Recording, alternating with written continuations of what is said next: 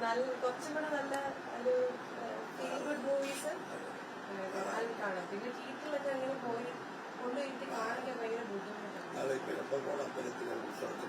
അതിന് പോയി അങ്ങനെ കുറച്ചിങ്ങനെ റാമ്പൊക്കെ ഉള്ള ഒരു സൗകര്യമൊക്കെ ഉള്ളിടത്ത് വേറെ കുഴപ്പമൊന്നുമില്ല.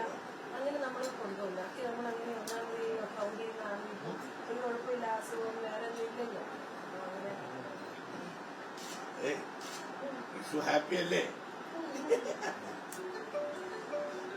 എല്ലാ വർഷവും അല്ലാതെ പണ്ടേ ഉള്ളതാണ്.